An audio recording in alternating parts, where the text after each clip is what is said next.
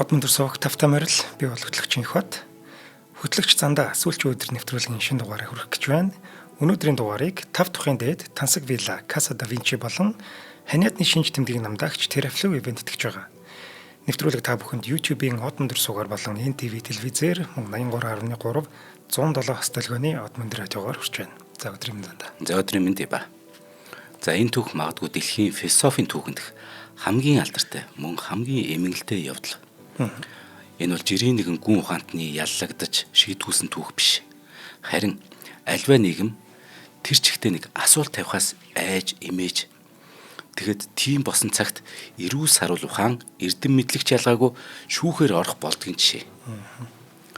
Тэгэхээр хэдүүлээ энийг бас сайн анзаарал гартай нэг сэтгүүлч нэг даргаас асуулт асуухт нь нөгөөх нь түүнийг тэ хариулахын оронд тэрийг ялж ивэл энэ 2500 жилийн өмнө ийм эмгэлтэй явдал болсон шүү. Энэхүү явдал Афины алтан үеийн шударгаар буюу Афинчууд Спартчуудтай хийсэн нэг цус дайн дажинда бүр төөлдөж цөхрөөд байх үе тохиосон явдал юм. Хизээд бардан байж ирсэн Афин хотынхан дайнд ялагдаж тэнгисийн ноёрхлоо алдаад эдийн засгийн бүр сүрээдэс үе. Улс төрийн докторгүйчсэн. Богино хугацаанд бүр маш их цус асруулсан тийм харгас засаглалыг үүссэн. Эцэст нь бүр тунж хэврэг арчилсан засаг тогтоод байсан үе. Ийм цаг үед ард иргэд нь болж бүтэхгүй байгаа болгондоо л нэг буруутай олох гэж улаарч байсан яг байдаг зүйл дээ. Харин энэ үед Афины агора буюу төв талбайд нь нэг өвөл зөнгүй хөл нүцгэн явдаг. Хуучин муу хувцснаас бүр огт салдаггүй. Намхан тагжгаар биетэй, сартгар хамартай, цэмбгэр нүртэй, пимгэр нүртэй цэмбгэрг нь бүр хялардууч хэмээр тийм харцтай. Өөрөөр бол одоо утга нь баг үзлийн муухай царайт нэгэн этгээд хачин хүн байн гүзэгдэг гэсэн төв талбай дээр. Харин энэ хүн бол өрн дахны философи ухааны эцэг гэгддэг Сократын. Гэтэ бид түүний амьдралын яг нарийн ширээний талаар тун баг мэднэ. Учир нь тэр нэг мөрч бичиж үлдээгүй. Тэгээд үхэл амьдралын түүх, үзэл санаа харин бид Шев, Платон, Ксенофонт нарын тэр бичрүүдээс л мэднэ. Мөн Платоны Шев Аристотель, мөн Афины алдарт жүжигийн зохиолч Аристофанаар хожим Сократын талаар хэсэг бусаг тэмдэглэл бичсэн бол бий. За тэгэхээр ийм учраас Сократын намтар цайдгийг тал талаас эвлүүлэн бүрэн бүтэн болгох гэсэн энэ орлого бүрийг түүхийн ухаан болон философи судлалд Сократын асуулт гэж нэрлэдэг. Тэгэхээр Сократ нийтийн тооллын өмнө 470 оны орчим Афинд мэндэлсэн ба. Тэгэхээр манай Хүннүү гүрэн байгууллагаас 250 жилийн өмнө гэсэн үг. Түүний эцэг нь болохоор Софронискус гэдэг ир байгаа. Тэр нь болохоор чулуучин. Харин ээж нь болохоор Финарет гэдэг их баригч. Тийм хүмүүс. Сократ болохоор тэр одоо авгын талаа хамаатан садангуудаа ер нь маш ойр дотн өссөн юм байна л да. Тэд нар нь болохоор удам даган өвлөгдсөн тийм чамгүй хөрөнгөтэй хүмүүс байж. Тийм болохоор тухайн цагийн бил чинээтэй яг Афинчуудын ядлаар Сократ бичиг номын эрдэм заалгаа зогсохгүй, гимнастик, яруу найраг, дууг бие босролж эзэмшсэн. Гэхдээ хачирхалтай нь Сократд эд зүйлс хөрөнгө мөнгө огтоо сонирн биш байсан. Шавнараар нь дамжин өнөө үед бидний үедээ хүрсэн тэр сургаал номлол дундаас нь ийм байдаг шүү дээ. Янз бүр үг байгаа л д. Гэтэ одоо чи нэг үг нь эд хөрөнгө алдар нэр хүнд нэг сайн сайхан чанарыг нэмж өгдөггүй. Бүр огт хэрэглэлгүйгээр амьдрч болох зүйл амьдрал дэндүү олон байна гэж. Амьдрал дэндүү олон зүйлийг бид хэрэглээд байна гэсэн утгатай тэр нь. Уул нь хэрэглэхгүй амьдрч болохоор зүйлс. За Сократ болохоор 2 ч удаа гэрэлсэн гэдэг юм байна. Тэгээд 50 гаруй наснда гэрэлсэн Ксантипа гэдэг ихнэр нь бүр түүнд 3 ч хүү төрүүлж өгч. Гэхдээ 2 ихнэр нь өөр хоорондоо тун таарамжгүй байсан байна. Харин 2 ихнэрээ хэрэлдэж муудалцахыг Сократ маш сонирхож ажигладаг. Бүр яг тэр үеэр их багталтай аргагүй суудаг гэж. Яг энэ ч нэг амьдралын утга учирыг дээ нөгөө дотороо цөөлж байгаа хүнд 2 хүүхэн бүр 2 ихнэр нь хоорондоо муудалцахыг харах зугаатай байсан юм л. Тэгээд нөгөө алдартай бас нэг үг хэлж. Гэр бүлийн амьдралын талаар сэтгэгч маань ихнэр авсан ч вэ, аваагүй ч вэ чи гимшгэл болно гэдэг алдарт үг хэлсэн. Нэрэл тийм дээ. Хэлэндэж. За ингээ хүнлэг сэтгэл, шудраг хөдөлмөр, ёс зүг хамгаас эрхэмлдэг байсан болохоор Сократ нэгэн үе аавынхаа адилаар чулууч нар ажиллаж исэн ба. Гэтэл аав шиг нөгөө сайн чулуучин сэлбэрчин байгааг учраас удалгүй нарих ажлаа орхиччихлээ. Оронд нь юу гэсэн гэхээр нөгөө Афины сайн иргэний хуваар цэргийн алба хаагаад Потидиум, Амфиполисын гэх зэрэг нөгөө алдартай тулаанд оролцохдоо бүр гайхалтай төсвөр хатуучилтай. Бүр эр зөрөгтэй нэгэн булхаа бүхсэд харуулсан ба. Тулааны талбарт бүр хөлдөг шахам хүүтэн ч гэсэн хөл нүцгэн нэмгэн хувцастайгаа байж чаддаг. Түүний бие махбодын төсвөр төвчээр нь тэгэхээр тэр оюуны хат чанд нөгөө хатуужлынх нь илэрл байгаа. Сократтай мөр зэрэгсэн тулдаж явсан нөхдөн түүнийг бүр ингээд дайны талбар дээр заримдаа үе ингээд дуугаа ороод зогсчдаг. Заримдаа бүр ямар ч хөдөлгөөнгүй таг өшөөд бодлогшсон зогсдог байсан. Гайхдаг байсан гэж байна шүү дээ. Яг арайш дайм болж байгаа жоох ер нь тиймэрхүү бэлтгэл сургалтын үеэр ч юм уу те. Тэгэхээр энэ нөгөө суут нэгэн сэтгэж төрөн гарах эхлэх байхгүй тий. Хэрэгцүүлээд шүү дээ. Тийм. Тэгэхээр яг хизээс эхэлсэн мэхээр Сократ Анаксагорын түүхийг сонсоод ерөөсөө гүн ухаанд эргэн буцалтгууд шунд дурлж эхэлсэн ба. Ер нь философия гэдэг чинь фило буюу дурлах, софия цэцэн мэрэгэн дурлах гэсэн утгатай шүү дээ. Анаксагор ч өөрөө байгалийн шинжээч. Бүр бас мундаг философч. Харин эртний грект нарыг болохоор бөө бүхний бурхан гэж үздэг байсан. Эртний грект тэр олон бурхтын нэг нь тий. Тэгсэн чинь Анаксагор харин нар бурхан биш ээ. Ердөөл шатж байгаа од штэ гэж хэлсэн байхгүй. Яаж ингэж бодд юм мэдгүй. Ингээд Анаксагор Афинаас цөглөгдсөн. Энэ нь Сократын дотор нэгэн чухал асуултыг хөндөжгүй. Хэрв энэ тогтсон ойлголтыг зөв үү эсвэл буруу юу гэж үнэлж цэгнэх хэрэг боломжгүй бол ингээ асуулт асууж болохгүй бол эрүүл саруул мэтгэлцээ үүсгэх аргагүй юм бол анханасаа тэгвэл бидэнд үзэл санаа гэж байх хэрэг юу байгаа гэдэг асуулт толгойд нь ороод ирсэн. Энэ асуулт Сократыг гүн ухаанаар хөтөлжгүй. Цэцэн мэрэгэн дурлагыг. Ингээд тулааны талбарт зэвсэг агсан тулдаж явсан цэрэг ирийн жинхэнэ байлдааны талбар нь хаана болсон гэхээр Афины гудамж талбай болж өөрч. Сократ ингээд өөрч ингээд гудамж талбай дээр нөгөө хачин хувцастайгаа хөл нүцгэн те. Ингээл хажуугаар өнгөрсөн залуусыг хоргоогоол. Үнэн гэж юу вэ? Шударгаас юу вэ? Шударгаас гэж юу бодож ин чи гээл те. Тийм асуулт байнга гасан. Өмнөх үеийн философч нь болохоор байгаль дэлхий, од эрхсийг их судалдаг байлаа шүү дээ. Харин Сократ анх удаа философиг хүн рүү чиглүүлээд өөрийгөө танин мэдээ гэдэг тэр зарчмыг номлож эхэлсэн баг. Тэгвэл Сократ гүн ухааны хичээл номлолуудаа ямар ч үнэхс хүүгээр заадаг. Бүр яг мэдлэг үнэгүй байх хэвээр тий. Бусдад ингэж үнэгүй түүх хэвээр гэж үздэг. Үзэл санаа үг ярианд нь хэрэг ингээд дургуутсан, маргадж мэтгэлцээд дийлэгдсэн хүмүүс түүнд өшөргөж орсондоо бүр гар хүрхэнч зөнгөөч Сократд. Ер нь хүний зарим хүний зөв хүргэн л дээ. Үгүй тэглгүй байх тийм зүг зүгээр явж хат нүрж ирээд чи хайрыг мэдхгүй бол тэнэг байна гэж хэлчихэрч. Үгүй арайш тэнэг байна гэвэл чи хайрыг юу гэж боддог гэхэд нь нөгөө тэгж боддог гэхэд нь үгүй тийм биш үү гэдэг нөгөө илүү ухаантай байгаад гарч байна. Дуруу нүрч яахгүй. За ингээд нийтийн тооллын 3 дугаар цунд энэ хожим гэсэн үг л дээ. Алдарт философчтой амьдрал нэртэй нэг зохиол бичсэн Лаертийн Диоген гэдэг хүн байна. Түүний тэмдэглэснээр хүмүүс түүн рүү нудраг зангидан дайрч сахал үснээс нь зулаадаг байсан ч гэсэн Сократ тэр бүх доромжлыг төвчээртэй даадаг. Бүр юур эмзэгэлдэг байсан гэж. Тэр өөртөө ч зугаатай байдаг гэсэн. Хүмүүс ингээд тэ уурлаад цогцоход тэр хүний дотор юу болоод байгааг эргцүүлээд байна шүү дээ. Өөрөө цохно гэдэг нь угаасаа мэдчихлээсэн байна. За ингээд Сократын хэлсэн үгнүүдээс хамгийн алдартай нь би юу ч мэдгүйгээл мэднэ гэдэг үг. Энэ үгийг нь ухаж бодох юм бол түүний хувьд ганц мэдлэг гэж зүйл жинхэнэ бурхан гэсэн утгатай. Мэдлэг бол бүгдийн орой гэсэн утгатай. Хүн өөрийгөө таньж мэдгүйгээр бүр хорвоо ертөнцийг хизээж бүрэнгүйст ойлгож чадахгүй гэдгээ тэ ухамсарлахгүйгээр гүн ухаанд хүрэх аргагүй гэдгийг хэлээд зэрэг. Гүн ухаанд хүрье гэвэл эхлээд өөрийгөө таньж мэд.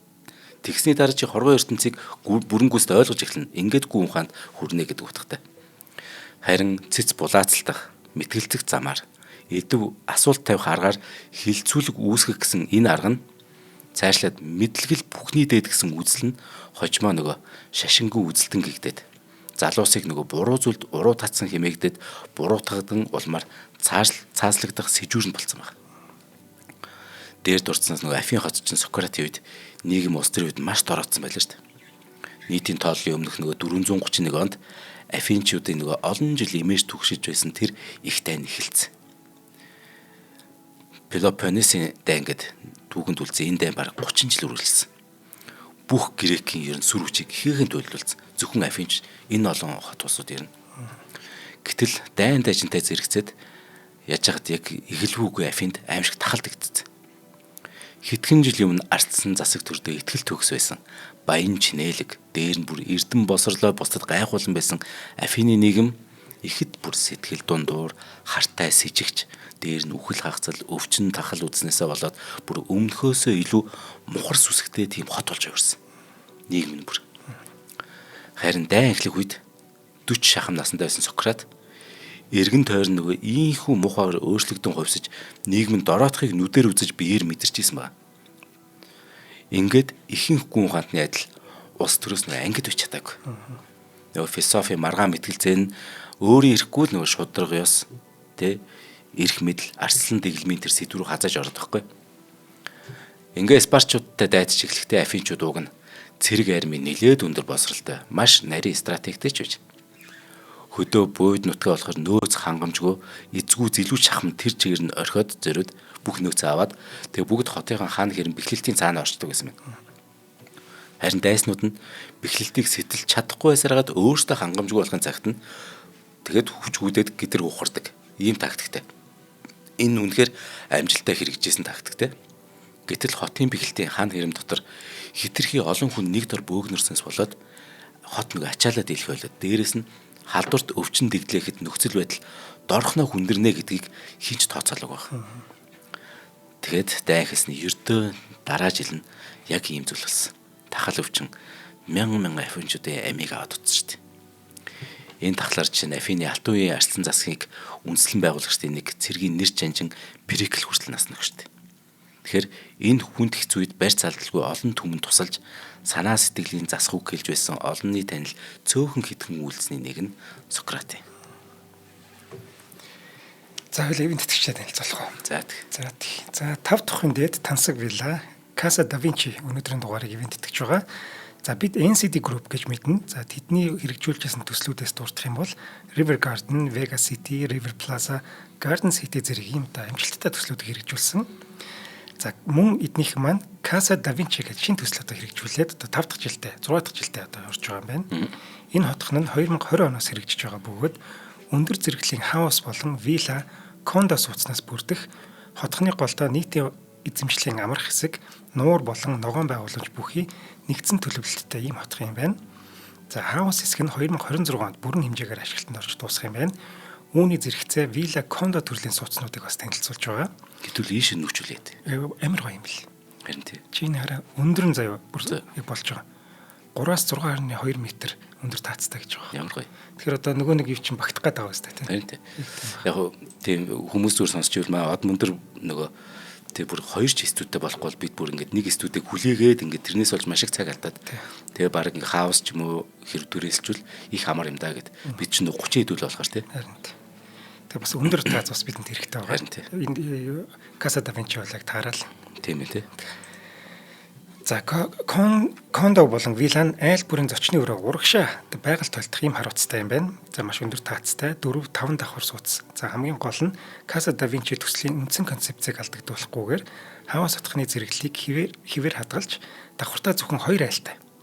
Нэг барилгад 4-9 айлтай байхаар л төлөвлөсөн байгаа юм байна.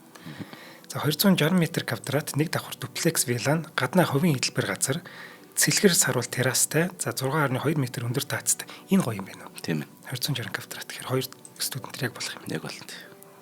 Ийм гоё юм да байрыг хаус хотхныг барьсан байгаа юм байна. За цоо шин төлөвлөлт дизайн бүхий кондо вилла сууцны 1-р ээлж ашиглалтанд ороод нүүж ороход бэлэн болцсон байгаа. За 3 сараас эхлээд 2-3 дахь ээлжүүд шат дараатаагаар ашиглалтанд орох юм байна. За хаан бол дүүргийн 23 дугаар хороо арцтай юм чим яг манай хажууд юм байна шүү дээ. Нүхтийн зам дагуу Casa da Vinci хаус атхан баригдаж байгаа юм байна. За ерөөс шууд маргааш нүгээс орсон. Чи хогоо асах гэж гараад ажил руу орчихсон шүү дээ. Би хогоо асах гэж гараад зүгээр нэг дугаар биччихэл буцаад орчих юм. Тийм бай. За холбогдох дугаар нь 75 теглоо 50 50. За баярлалаа. За ингээ Сократ гэдэг агуу сэтгэгчийн сүүлчийн өдрүүдийг ярьж байна. Дайн дайчин нөгөө өвчин тахал Афины хүү амыг бууруулаа зогсохгүй хамгийн гол нь ард итгэл нөгөө иргэдийнх нь итгэл бишрлийг ч гэсэн мөн өөрчилж өргөсөн байна. Ер нь ийм зүйл болд юм дээ. Нөгөө үе дамжин шүтэж ирсэн олон бурхан нь Афинчуудыг үнэхээр хөсөр хайсан мэт байсан болохоор энэ аргачихгүй. Ийм нэгэнд тэгэхээр яадаг гэхээр хин зайлтай, хин уран гой үг хэлж чадна. Тэр хүн олныг өөртөө татаад ард иргэдийг удирдан бүр дарангуйл тогтоох завсар зай гарч ирэх нь тодорхой болдог. Дайснууд нь бол Спартчууд ч гэсэн Афин хотыг дайны дараа тийм хурдан сэргэж эргээд хүчрэгжээсэ гэж бүсгүй штэ. Тиймээс дайн дуусны дараахан буюу нийтийн тооллын өмнөх тэр 404-өөс 403 оны хооронд нэг жил хүрэхгүй хугацаанд Спартчууд Афинд өөрсдөө хүмүүсийг тавьт удирдлагаар. Орчин цаг ойлголтоор бас олигархууд гэсэн үг л дээ. Ингээд нөгөө дарангуйлж штэ. 30 дарангуйлагч гэдэг нэрээр түүхэнд үлдсэн энэ эрх мэдэлтнүүд. Афин хотыг ердөө 8 сар захирсан ч гэсэн хотын хүн амын бүр 5%-ийг цаазлан хороогоод ард иргэдийн өмч хөрөнгийг булаагаад арчлалыг дэмжигчдийг бүр цөллөгт явуулсан ба. Энэ аимшигт хомроглон устгалд Сократын олон шавнар өртдөг. Сократ энэ бүх хугацаанд энэ 30 жил үргэлжлсэн дайн тийм. Тэг ингээд 8 сар үргэлжлэж байгаа асар том дарангуйл гадны хүн өдөрж штэ 30 гэр бүл. Нэр 30 гэр бүл ичээс гаралтай юм штэ нэр. Хүү тийм штэ. Нэр тийм штэ. Энд ч нэг түүхэнд үдэг тий. За Сократ энэ бүх хугацаанд шудраг ёс, эрх мэдэл, хүний өөрийнх нь тэр мэс чанарын талаар номсоор л байсан. Олонний дунд мэтгэлцээ үүсгэсээр л байсан.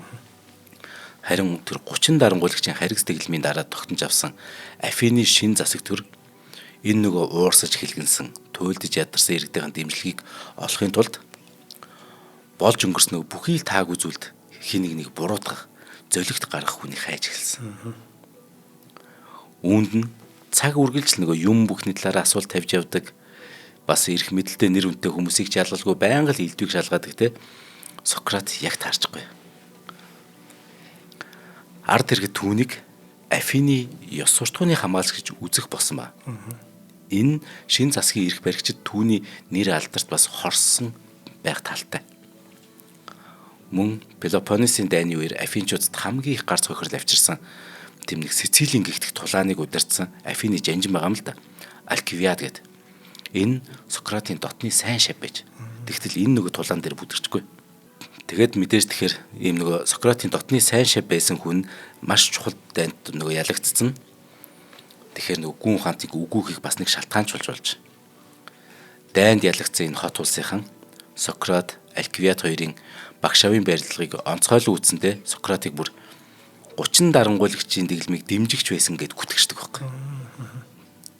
Шаваараа дамжуулаад тэднийг албаар ялгцсан. Тий, тэгэл гэдэг шүү дээ. Тий, энэ нөгөө 30 гэр бүлийг дэмждэг штэ гэд цуурал тарчиж. Ядж байгаа Сократын өөр нэг шав байгаа. Критиас гэдэг. Критиас болохоор 30 дарангуйлагч угаас тэргүүн байсан ба. Гэтэ зүгээр шавь нөхгүй уулна. Сократ тэр чинь баян ядуу байх нь хамаагүй шүү дээ. Юм хин байх нь ч хамаагүй. Тэг хүн байх нь чухал тий. Тэнгүүт угаасаа тэгж гүтгэх, үзэх бүрэн үнсч байж ирнэ. Түүхч Стон гэдэг хүний бичснээр энэ Критиас 30 гэр бүлийн тэргүүн. Критиас түүхэнд анхны Робеспьер болж өөрчлөлт, шинжилэл хийх нэр хэдэн мянган хүний амиар тоглосон хүн юм байна. Ер нь тэгээд угаасаа өхөл таархал хүн байж. Муу шав байж тээ. Тий. Сократ болохоор уул нь Критиасаас илүү Алкивиадтай уул нь ойр дотн байсан юм байна. Тэгээ 30 дарангуйлагчийн үед олигархууд гэхээсээ илүү ард иргэдтэй үйлчилж байсан. Харин дараа нь хинт сонир биш болсон. Уул нэг үнэн нь болохоор тэр байхгүй. Афинчидийн үед болохоор Сократ хүчирхийллийг зогсоохын тулд юу ч хийгээгүй нь гэмт хэрэг гардан хийснээс ялгаагүй үйл гэж үзсэн. Эс үйлдэлэр тий. Гэхдээ Сократыг ялсан үе үнэхээр тийм хоржоонтой үе байсан. Яг ялсан үе. Учир нь нийтийн тооллын өмнө 403 онд Афинд нөгөө 30 гэр бүлж яваад гисэн. Одоо Афинч нэг арчилтаа болох гэдэг шүү дээ. Тэгэхэд бүх нийтэд өршөөл үзүүлэх тухай хууль баталсан байна. 403 онд. Энэ нь юу гэсэн үгээр нэг чирэг нэг 30 дарангуйлагчийн үед болон түүнээс өмнө үйлдсэн гэмт үйлдлийн төлөө яллаж шийдэхгүй гэдэг хууль гарсан. Тиймээс Сократыг амьдралынх нь сүүлийн 4 жилд үйлдсэн байж мэдэх гэмт үйлдэлээр нь ялсан гэсэн үг. 30 гэр бүлийн үеэр болон түүнээс өмнөх Сократ бол хамаагүй гэдэг. Тэгэхээр сүүлийн 4 жил цаа чинь ямар гэмт үйлдэл хийсэн болоод тэ ялагдчих ба. Тэгэхээр өнөө бидэнд хурж ирсэн бичгийн сурвалж баримтуудаас харах юм бол Сократыг шинээр тогтносон ардсан дэглэмийг эсэргүүцэгчдийг үйл тоон сургаал номлолоо урдын адил үргэлжлүүлсэн. Ахаад л залуусыг цаа чи нөгөө цуглуулж эхэлсэн байгаа. Тэгэхээр нийтийн тоолны одоо 401 онд эн чинь нөгөө maaхан хүүхд багш сонсч ивэл нийтийн тоолны өмнөхөр нөгөө цаг хугацаа чинь уруугаар явдаг ш. 403 жилийн дараах нь 402 оны дараах нь 401 гэж явж ш. Тэр 401 онд юу болсон гэхээр эрх баригчтай эсэргүүцсэн залуус гараад ирч. Нэг жагсаал цуглаан хийцэн байна. Энэ нь Сократын хувь заяг шийдсэн бололтой байдаг. Афинчууд юм нөгөө бүхний талаар шалгааж асууж явдаг. Тэр Сократцсан залуусаас бүр залхаж гүйцэн гинэ. За ингээд нийтийн тоолын 399 он буюу одоо 4 дахь жил нь болчихъя. Нөгөө юуны гэр бүлээс хойших. Тэгсэн 399 оны хавар нь олны дунд хайрлаж хүндлэгдсэн. Гэхдээ төдий хэрээрээ л өөртөө дайсан хураасан нэг өвгжөөр насны гүн ухаантныг Милет, Аниут, Ликон гэдэг улс төрчид шүүхэд дуудаж. Нэг өвгнийг Пелопоннесийн дайн эхлэх үед 40 төгсөн насандаа байсан гэхээр Сократ тэгэхээр гин буруудан гэгдэн тэр шүүхэд дуудагдахдаа 70 юм уу 71 настай байсан гэсэн үг. Шүүхээс түүнийг бүх нийтээр шүтэж дагдаг бурхтыг хүлээн зөвшөөрдөггүй учраас гэд. Мөн залуусыг буруу бүхэнд түрхэрдэг учраас гэд яллах ёстой гэж үзсэн. Хамгийн дайжинтай нь юу гэхээр яллагч тал нь Сократыг ашиг хонжоо хайгч, арчлыг самууруулагч гэж цолсон. Гэтэл Сократ ч огт эдийн шуналгүй. Бүр сохор зоосч авалгүйгээр залуут философи заадаг байсан багш шүү дээ. Залуудаа эн чинь бүр эрлэхийг зөрөгтэй цэргийн хуваар хот улсаа хамгаалж явсан. Засаг төрийнхөө тэр ёс суртахууны үнцийг бэхжүүлэх гэж насаараа зүтгэсэн. 30 дарангуулагчийн харгас дэглэмийг эсэргүүцэж байсан нь одоо хэн ч хамаагүй болсон. Сократыг тэр ялд унах хамаг хорыг найруулсан нөгөө түрүүний 3 хүний тухай товч дуртах юм бол Милет гэдэг нь нөгөө хоёроосоо насаар залуухан урч чулуун өстэй яруу найрагч болох гэж үзсэн ч гэсэн бүтлгүүцсэн. Гэхдээ ихээхэн тийм хилэмгий толомгой нөхөр байж. Түүнийг Грекийн хожуу үеийн түүхчд өнөөх 30 дарангуулагч болон босогчдын дунд яриа хэлцээ болоход зуушлагчаар оролцсон хүний гол хүний нэгэ гэдэг юм байна. Тухайн цагийн хуулиар Афины иргэн бүр шүүхэд хэрэг зарга үүсгэх эрхтэй байсан юм байна л да. Тэгэхээр хэд хэдэн сурвалж бичгээс харахад Сократын эсрэг яг хэрэг зарга үүсгэсэн хүн энэ Милет гэх чинь юм байна. Харин Ликон нь болохоор нилээ завшаанч. Олон нийт хаашаал хуйлран түүнийг нь дагаж нөгөө уран цэцэн үгээрээ олныг өөртөө татдаг уран илтгэгч байж. Тэр чинь үг хэлэх болгонд би сэтгэл зовсон иргэний хуваар хэлэхэд гэж эхэлдэг.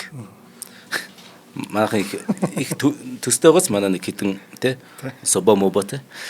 За 3 дахь ус төрч нь болох Аниут. Энэ болохоор 30 дарангуулагчийн дэглэмийг эсэргүүцсэн анх олны танил болсон байна. Уул нь яг л Сократын тэр таагүй ханддаг эмх замбраагүй байдлаас хамгийн гол нь ашиг хонжоо хардаг улс төрч болон хуурсан бизнесмэнүүдийн нэг юм байна л да.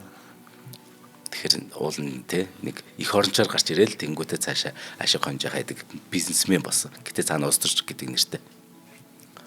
Аниутад мөн өвгөн гүн ухаантанд хорсох нэг хувийн шалтгаан байсан байна. Яасан гэхээр Аниутын ууган хүүн эцгийнхээ үгээс зөрөөд гэр бүлийнхэн тэр арилжаа 8-нд оролцохын оронд философи сонирхдаг болчих. Энэ нь Аниутыг маш уурлуулсан юм байна л да.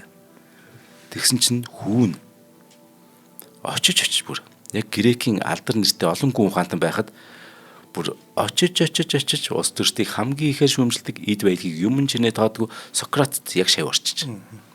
Ингээд Сократыг яллахдаа залуусыг уруу татсан гэдэг хэрэг толгосны ярд давхар ийм хувийн шонцсон байсан байна. За энэ 3 хүний ахалсан яллагч тал иргэний төлөөлөл болон сонгогдсон 30-аас дээш насны нийт 501 эрэгтэй хүнээс санал хурааж. Ингээд Сократын гин буруудыг шийднэ гэсэн үг. Тэгэхээр 501 гэдэг чинь 251 хүний саналыг авчвал Сократ амьд үлдэнэ. 250 бол цааслагдана гэсэн үг. За ардын шүүх нэртэй газар бас энэ шүүх хурал 9-10 цаг үргэлжилсэн. Энэ дүүлэнт явдлыг үзэхэр хөстөд энэ тэндээс цуглаж. Энэ бүр энэ чинь 501 үлээ ер нь гадаал болно шүү дээ. Ер нь бараг л те. Тэрийг нь үзэхэр бүр ингээд мянган хүн шүү дээ. Энэ үзэгчдийн дунд 27 настай нэг залуу байсан. Тэр бол Платон юм. Сократын шеф. Платоны шефч Аристотель, Аристотелийн шефч Македоны Александр шүү дээ. За ингээд шүүх хуралдаа эхлэх үед олон хүн нас дээр гарсан энэ гүн ухаантныг аймаг гуйж өршөөл ирэх болов уу гэж бодож байсан. Гэтэл Сократ бүгднгийнх нь урмыг нугалсан. Арт түмнийх урмыг нугалсан. Нөгөө яллагч тал буюу прокурорын талыг те үгээ хэлж дуусны дараа нөгөө өөрийнх нь ам нэх ээлж ирсэн чинь Сократ ингэж хэлсэн ба. Тэр 9-10 цаг үргэлжилсэн хурал шүү дээ. Эхлэхдээ ингэсэн. Энэ хэл ярианы ойлгомжгүй ямар итгээд хачин газар вэ гэж хэлж байгаа. Бүр дуу алдчих. Хэл ярианы ойлгомжгүй ямар итгээд хачин газар вэ энэ чинь. Тиймээс намайг өөрийнхөө хэлээр ярих юм бол та бүхэн өршөөн хэлтрүүлэрэй гэж хэлдэг байхгүй. Өөрөөр бол яллагч нарыг тий та нар өөртөөхөө үзмжээр намайг ялгах чина тий харин би та бүхнийг үнний гүн ухааны үүднээс харин та нарыг шүүнэ гэдэг утгатай байхгүй. Зөвүүн тий. Хэлээрэн ойлгомжгүй ямар хачин газар вэ? Итгээд хачин газар вэ?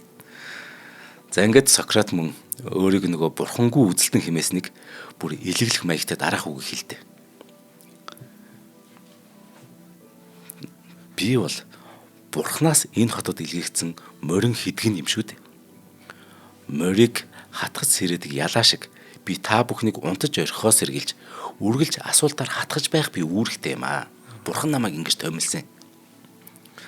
Тэгснээ цаашаа хэрв та нар над шиг хүнийг хөнөөвөл та нар надаас илүү өөртөөгөө л хохирооно энэ төр гэл. Харин нөгөө залуусыг төрхөрсөн уруу татсан гэдэг ялын тухайд ялагчлаас мөн л ам асууж. Та нар залуугийнхантай тэгтлийг санаа зовоод байгаа юм бол өмнө нь яагаад эрдэм боловсролд нь анхаараагүй юм бэ гэж. Тэгтэн нөгөө Милет та гүн ухаан ярилгүй зөвхөн яллагч талын асуултанд хариулах ёстой энэ төргээ сануулж тэгсэн Сократ. За Афины ард иргэд минь ээ. Би та бүхнийг хүндэлдэг. Та бүхнийг би хайрладаг. Гэхдээ та нараас илүү би дээд бурхтад л захирагдана. Амьсгал минь тасраагүй цагт энэ би минь жаахан ч гэсэн тамир тэнхээтэй байгаа цагт би философоос ганц жалам холдож ухрахгүй гэж хэлдэг. Ингээд өвгөн философчиг ер нь ингээд эн чинь нөгөө өчнөө уран сайхан үг хэлнэ шүү дээ. Эн чинь маш ухаантай учраас үг хэлээр дийлэхгүйг мэдсэн нөгөө яллагчид чинь за иргэдийн төлөөллөөс нөгөө санал хураагаад шүүх хуралдааны бүр хурдхан дуусгахын түүс болсон. Харин хурал болохоор олон цагаар үргэлжлээд байхад ч гэсэн Сократ болохоор мэтгэлцээний дуусгах хүсэхгүйсэн. Тэгээ сайхан юм яриа л тий. Намайг хотод байгуулсан гавьяаны минь төлөө насан туршид минь харин та нар төрийн зардлаар намайг тижээх ёстой шүү энэ гэл. Цаа чин бүр улам бүр хийгжүүрхсэн үг хэлээлсэн. Намайг бурханд илгээсэн гэх мэтэр тий. Түүнийг бүр бүтэн 3 цаг үг хэлсэн гэдэг. Кастроч хэдэн цаг хэлчихлээ. 6 гэлээ. За нөгөө Платон, Ксенофонт нарын тэмдэглэл зарим талаар жоохон зөрдөг ч гэсэн Сократын байр байдлыг ер нь нилээд дэлгэрэнгүй яг ижилхэн дүрслсэн байдаг энэ хоёр. Тэдний зурагснаар багш нь бол энэ шүүх хурдан дээр ямар ч гимшсэн эмээсэн шинж байхгүй. Харин ч бүр энэ яаш шийтгэл үхэл цаазын аль алинд хэдийнэ бэлэн мэт ажиллаадсан. Тиймээс зарим түүхч Сократыг бүр сүр дүүлэнтэйгээр угаасаа үххийг сонгоцсон. Цаазын ял сонсох гэж зориуд ингэж яллагч талынхан болон иргэдийн нөгөө 501 хүний төлөөллийн дурууслыг хүргэсэн гэж үздэг. Ингээд санал хураах болоход 501 иргэн саналаа гэсэн 251 санал хэрэгтэй шүү дээ. Тэгсэн чинь 280 гүн ухаантныг цаазлахын төлөө шийд гаргах шүү дээ. Ингээд 221 хүн эсрэг санал гэсэн. Хожим Платоны бичснээр хэрв цаазыг авахыг эсэргүүцсэн хүмүүсийн ердөө 30-аар л илүү тийм одоо тэг хүмүүсийн санал авсан бол Сократ цаадах байж л дээ. За ингээд ялын тогтоол гарчиж байгаа. Тэгсэн Сократ. За одоо би үхэхээр харин та бүхэн амьдрахаар явах цаг боллоо. Гэвч бидний харин хинийхэн зам илүү дээр вэ гэдгийг Бурханаас өөр хэн ч үл мэднэ шүү дээ гэж хэлдэг. Ингээд ялын тогтоолыг танилцуулсны дараа Сократын найз нөхөд бүр хичнээн л бол хичнээнээр нь хамаагүй торгуулийн төлөё гэд тэр шүүх хэлсэн. Шүүх тэрийг нь халгаадаг. Тэгэхээр цаана бүр тэ хүндэлдэг айран байгаа байхгүй. Тийм бит. За тэгэхээр Платоны бичснээр Афинчууд өөрсдийнхөө ёс суртахууны дороотлын тухай хамгийн гол нь цаашд сонсомооргүй байгаа учраас Сократыг хөнөөхөөс өөр сонголтгүй байсан гэж бичсэн байдаг. Наа чи ямар амар үг вэ? Амар гоц. Сократ 3 цаг үг хэлэхдээ Афинчуудын ёс суртахууны дороотлыг иргэдийнхэн дороотлыг зөвхөн төрцөг гэлтгүй энэ хүн болгоны ёс суртахууны дороотлыг яриад байсан тэр нь үнэн байсан тэрийг бүр хүн болгон сонсомооргүй байсан тул дагаас цааслахыг хүссэн гэж байна. Амар гоц. Харин тийм. Ингэж хот улсынхаа дайсан болсон Сократт хортоо ургамлын хан дуугаад амиа төвчих ял оноосон баг. Шоронд байхад нь найз Критон түүнийг оргуулах бүх зүйлийг бэлтцсэн байсан. Тэгсэн Сократ найзтай ингэж хэлсэн. Хууль буруу байлаа ч гэсэн хүн хуулиа дээдлэх ёстой гэд татгалцсан. Тэгсэн найз нөхөр шавнар нь ингэж хэлсэн ба. Та ядаж үр хүүхдүүдэд бодооч гэсэн. Тэгсэн чинь Сократ юу гэсэн гэж тэдэнд үнэт зүйлсээ умарцсан эцэг хэрэгтэй юу? Эсвэл үзэл санааныхын төлөө үхсэн эцэг хэрэгтэй юу гэж хэлсэн. Асуусан. Гайхамшигтай юм аа.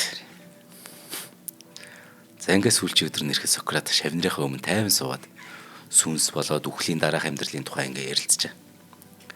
Тэгсэн нэгэн шашны баяр болохоор болоод түүнийг цаазарах ялын гүйцэтгэлийг хэд хоногор яхад хойшлуулж байна. Тэнгүүт нөгөө сүүлчийн өдрүүдтэй юу хийсэн гэр дандаа нөгөө шавнартайгаа юм элдв нөгөө гүн хаан философол ярьдсан. За ингэж жаад яг цаазлах өдөр нэрч. Харгалзагч хорт ургамлын хандаа ингээд барьцсан орж ирээд. Ингээд ороод ирэхэд тэр сургаал ном өргөжлүүлсэн чихтэй л байсан. Тэгэд харгалзагчийг зөвхөн ингээд нөгөө хорт ургамлын хандаа ингээд энэ аягтай те ингээд өгсөн чинь нөгөө сургаал номоо яаж амарчлаа зүгээр нөгөө хорт ургамл уу гэд тэгээ шууд ууцсан. Бүр ингээд нэг юу ч бодог нэг секунд ч болов гэж байна шүү дээ. Бүр удаж төдсөн юм бүр шууд тэр хандыг ууцсан. Тэгсэн нөгөө харгалзагч нь Сократыг гүний хүн бүр биширсэн байгаа. Яг тэр нөгөө үхэлтэй тэгж нүрт болж харчаад тэгээд цаашаа нөгөө сургаал ном айлж байгаа харчаад тэгээд намайг ийм танд ингэж авчирч өгсөнд ингээд тэ уучлаарай гэж хэлсэн баг нөгөө харгалзагч. Тэгсэн чинь зүгээрээ гэд хариу талархсан баг бүр. Ийм сони болсон гэж байна. Үзэл бодолтой үнж байгаа хүнийг хараад өөрөө ирэхгүй тэнд шүтэн биширж байгаа. Харин. За ямар ч гэсэн уучихсан. За хоёул хамтран ажиллаж танилцуул. За тий. За ханаа томооны үед илрэх шинж тэмдгийг богино хугацаанд намдаадаг Терафлу өнөөдрийн дугаарыг ивент итгэж байна. За толгой өвдөх, хоолой өвдөх, нус гоожих, халуун урах, найтах гэх мэт шинж тэмдэг илрэх юм бол шууд Терафлу угаарай гэж та зөвлөж байгаа. Ер нь бол жоохон хүндрэхээс өмнө баг дээр нь уучлах зүгээр тий. Хүндэрсэн үедээ бол өшөө илүү хүндэл юм уу гэсэн үг. За Терафлу бол их гоё амттай их хөнгөн айтайхан юм шүү дээ. Яг үнэ. Бидний үед уудаг байсан царам марам бол их л хэцүүхэн л байсан да нэр. Юм шиг. Одооны хүүхдүүд та нар их жаргалтай байгаа шүү. Яа юу гэдэг вэ? Тий 4000 жилийн өмнө үссэн үг гэдэг ба шүү дээ. Атархат. Хойч үдэ дандаа атархдаг тий. За Терафлуг бүх хэмжээ сангуудаар худалдаалж байгаа. За мөн гэрээсээ гарч чадахгүй байгаа бол h.mn гэдэг вебсайтаас захиалаад үнэгүй хөргүүлээд авах боломжтой юм байна. Ханаатай үед ч гадаа гарах жоохон юу гэлтэй тий. Тэгэхээр шууд та h.mn-ээр шууд захиалчаарай. За баярлалаа.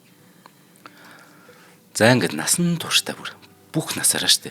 Яаж үнэн зөв амьдрахыг шудраг журантай явахыг биеэр үлгэрлэхийг хичээгээд бүх зүйлийн цаана асуулт байдгийг сануулж ирсэн энэ гүн ухаантанд одоо яаж нэр төртөө өгөхийг бусдад харуулах нь үлдсэн нэ. Тийм байна. Тэр Stone гэдэг түрүүнд дурдсан тэр түүхч яг онож хэлснээр бүр. Хүн төрлөختний түүхэнд үхлээрээ мөнхрөн үлдэхт нь Иесус Христэд модон загалмай хэрэгтэй байсан шиг Сократт харин ганц аяг урамлын хандлал хэрэгтэй байжтэй гэсэн байна. За ингээд хор биеэр нь тарж эхлэхэд Сократ нөгөө шоронгийн харгалзагч хуйгуудын тушааснаар дөрвөн мөчөө ингээд мдээгүй бол тэр умгар өрөөнд дотор нааш цааш холигсон юм байна. Угаас тэх ёстой байдаг гинэ. Тэгж тараах гэдэг. За ингээд хөл гар нь бадаараад хор зүрхэнд нь ойрч байгааг мэдэрсэн даруйда найз нөхөд шавнырынхаа гар дээр харин цаад чин 50 гих чин хөвтөд гэж. Тэгээд түүний хэлсэн хамгийн сүүлч үг нь их алдартай үг гэдэг. Хамгийн сүүлч үг нь Сократ найз Критонд ингэж хэлдэг. Асклепи гэдэг нь бурхан шүү. Бид Асклепид нэг дахианы өртөө шүү. Тэр өрийг төлөхөө мартуузай гэдэг байхгүй найзтай. Энэ Асклеп нь болохоор анагаах ухааны бурхан. Тэгэд хүнд өвчнөөс эдгэрч илаарсан хүн яадаг гэхээр энэ бурханд өргөл барьц өгдөг тийм ёс байж. Тэгэхээр Сократ нөгөө эцсийн амьсгалаа таталж байхдаа ч гэсэн нөгөө гүн ухааны сургаалаа хайрлаж гисэн гэсэн үг. Тэр энэ үгээрээ нөгөө амьдралыг өвчин гэд. Үхлээрээ нөгөө энэ өвчнөөс эдгэрлээ гэдгийг илэрхийлж. Зөв. Мөн нөгөө талаараа нөгөө уламжлалт, шашин шүтлгийг нөгөө үл тоосон, афинчуудын шүтдэг олон бурхтыг нөгөө дорд үтсэн гэж яллуулсан шүү дээ. Тийм чинь. Тэр өөрт нь тулгсан ялыг хичнээн утгагүй болохыг давхар өгөөцөж. Тийм байна. За ингээд үзэл санаа, үнэт зүйл, эрүү саруул ухаан, эрдэм мэдлэг, гүн ухаан, шударга ёс суртахуун, арчил гэд амьдралын үнц нь. Сократ энэ бүхнийг бусдад аятал засан амар тайван амьдрахаас эсвэл бууж өгөн бие хамгаалахаас магадгүй бүр илүү нэр алдартай болохоос харин саяны хэлсэн дурц юмыг илүү дүтсэн. Та нар одоо ахаад би зүгээр зориуд уншиж байгаа. Амар тайван амьдрмаар эсвэл бууж өгөн бие хамгаалж болно. Магадгүй нэр алдартай болохоос юуг илүү дүтсэн бай амьдралаараа. Үзэл санаа. Үнэт зүйл. Эрүү саруул ухаан, эрдэм мэдлэг, гүн ухаан, шударга ёс, ёс суртахуун, арчлал, амьдралын үнц. Эдгээрийг бүх зүйлээс дээр тавьсан. За ингээд гүн ухаант нөхөнөц Афиныхан. Шин засаг төрийнхэн асуулт асуухч этгээдийн амийг барьж амийг нь хөнөөлөөгээд өнөөх олон асуулт үгүй болчихгүй маа гэдгийг тун гашуунаар Афиных ойлгосон. Маш гашуунаар. Асуулт асуугаадсэн үнийг цаазалсан чинь тэр асуулт алга болоог. Сократ үгүй болоо гэд философчд эргээд хурмас тэнгэр од гаргасыг ажигладаг болоогүй. Харин ч философчд уран улс төр нийгэм шашин шүтлэг хүний ёс гэд юм бүхний шүтэн барилгыг урд урдынхаас илүү ихээр шинжлэн хэлцдэг болсон. Сократын үхэл гэд нэртэй олон уран зураг байдаг. Тэрнээс хамгийн алдартай, хамгийн их шагшин магтагдсан нь Францын зураач Жак Луи Давидын 1787 оны бүтээл байгаа. Одоо маань найруулж харуулах баг. Зургийн төвд нь Сократ нэг гараараа тэр хортой аягыг аваад нөгөө гараараа ингээд тэнгэр зааж байгаа нь түүний нөгөө мөнх чанарыг илтгэж. Харин орных нь хөлдний гуниглан суугаа өвгөн байгаа. Одоо зураг нь гарч ирж байна. Тэ.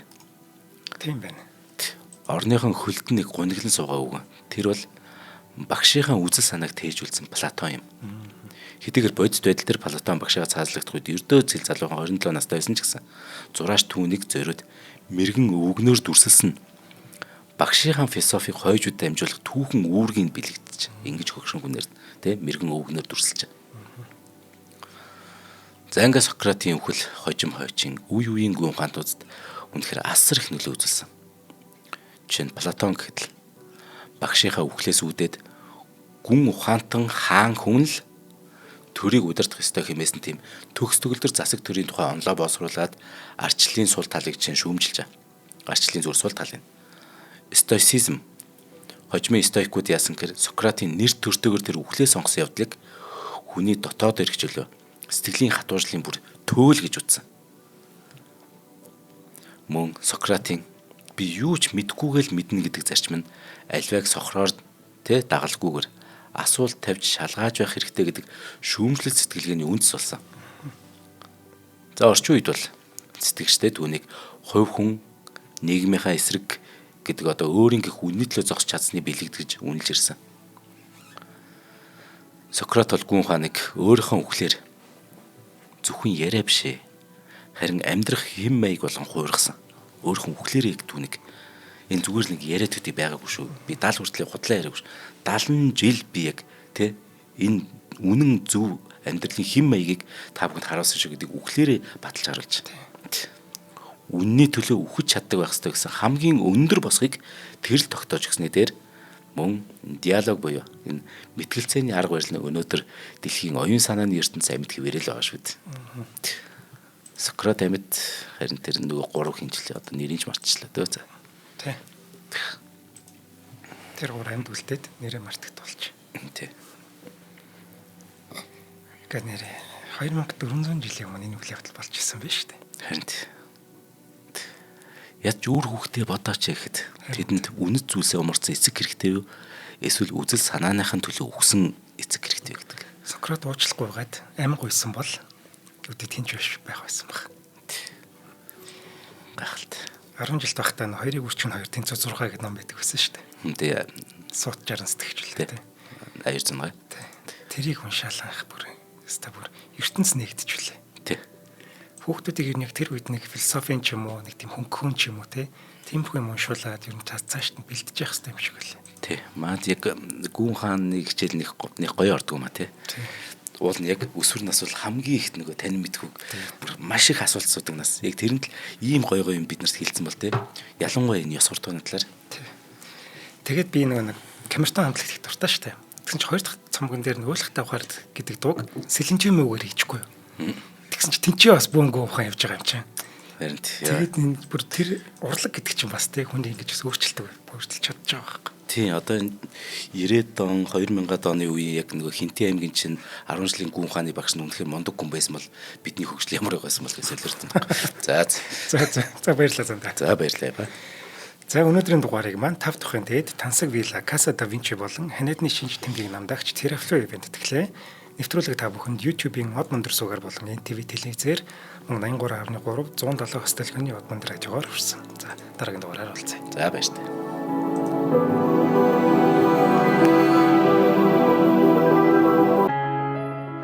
Нэвтрүүлгийг хүлээн авсан Нарны аймгийн монголчуудаа баярлалаа. Од Мондөр сувг нь энэ мэдчлэн таны мэдхүү мянган нэвтрүүлгийг 2026 оны 7 сарын 1 хүртэл та бүхэндээ хүргэх юм. Их хэлээрээ шинжлэх ухаан танин мэдхүүг түгээхийн үлсэд нэгтгэх хүсвэл та бидэнд хандив өгөх боломжтой. Жилдээ ганцхан удаа 100,000 төгрөгөөр биднийг дэмжснээр шинжлэх ухаан танин мэдхүйг түгээх энэ үйл хэрэг амжилттай үргэлжлэх юм. Од Мондөр нэр дээрх Худалдаа өвчлийн банкны дансгаа 4191 Тэг 4 518. Та 100,000 төгрөгөөр шилжүүлэхдээ гүйлгээний утга дээр нь өөрийн нэр болон утасны дугаараа заавал бичээрэй. 100,000 төгрөг хандалснаар Од Мондөр сувгийн алтан гишүүн болох юм а. Шинжлэх ухаан танин мэдхгүй Монголд ялах болтугай.